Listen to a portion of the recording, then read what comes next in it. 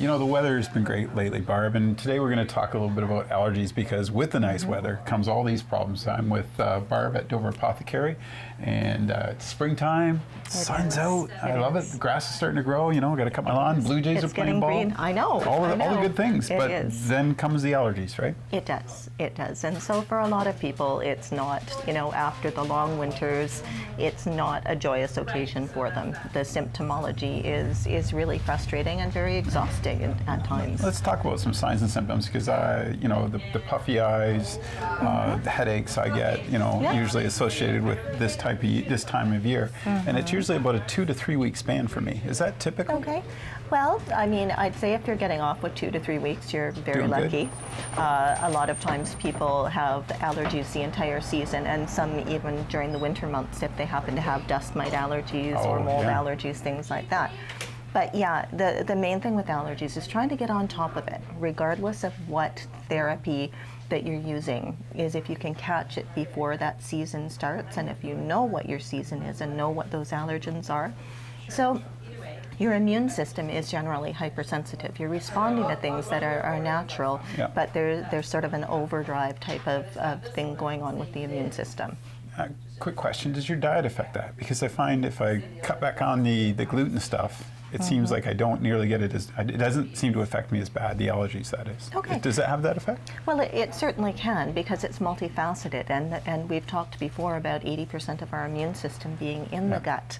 So if you're having foods that are high in mucus-causing properties or you're sensitive to them, you're creating an inflammatory response to start with.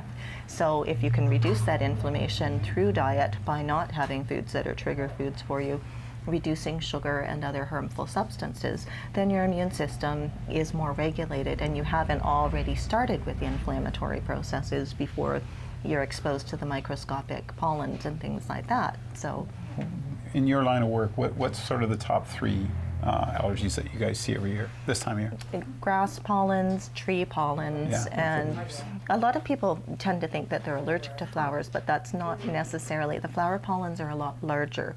Very few flowers that are pollinating actually create pollens that people are allergic to. Oh, I didn't know that. Yeah. Huh. Yeah. So it's more the grass and the trees, when the trees buds are blossoming, it just seems to go crazy. Right, and some of your coniferous trees start to pollinate anywhere between January and March. Oh, okay. So again, depending on knowing what your season is, but some of the proactive things that people can do in that regard is if you're outdoors and doing yard work, change your clothing in a laundry room, the garage, the basement, before you go into your bedroom, or shower before you go. Keep your bedroom a haven, right? Even if you love your windows open and things like that, if you're an allergy sufferer, then you should have your bedroom windows closed and some sort of air purifier in that room, because your body's healing during sleep.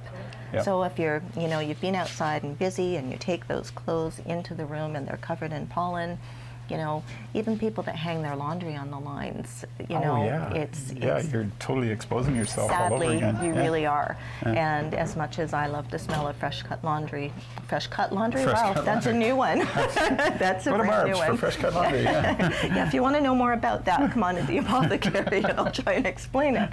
But so with my husband, for instance, I would never put the clothing on the line because that would be brutal for his seasonal allergies. And well, unless you're mad at him. I still wouldn't do that. He has too hard of a time with it. But maple trees are huge for him.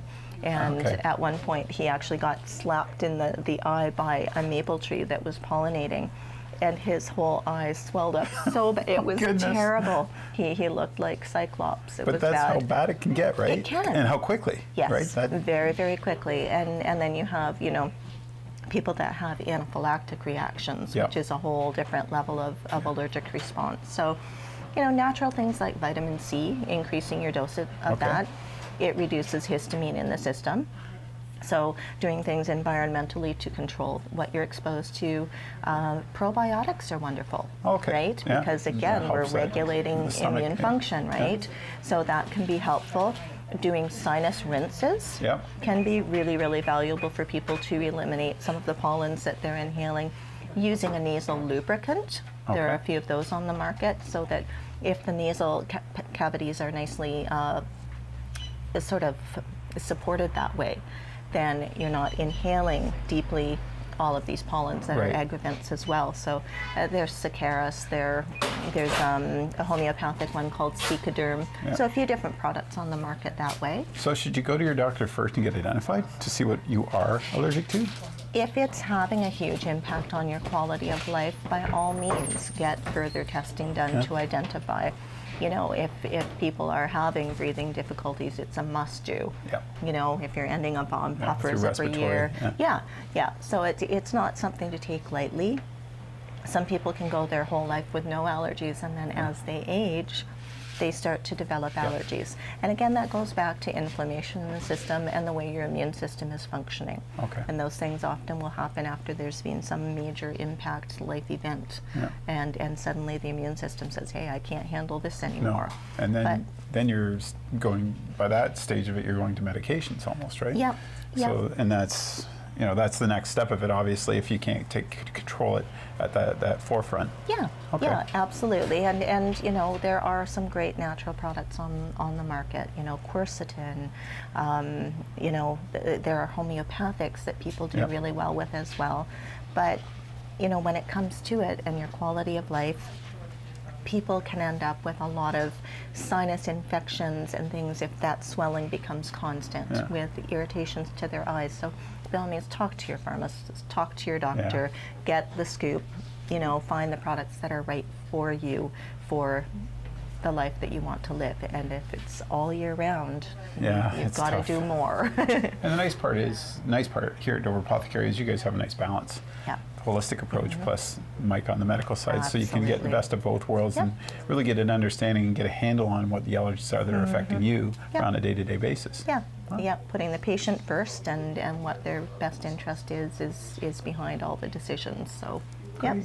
So Barb at Dover Apothecary. It's allergy season, unfortunately, but get outside and enjoy the weather. But if there's For problems, come see Barb and Mike, and they'll set you up and get you back on the back out in the sun, back out doing what you do best.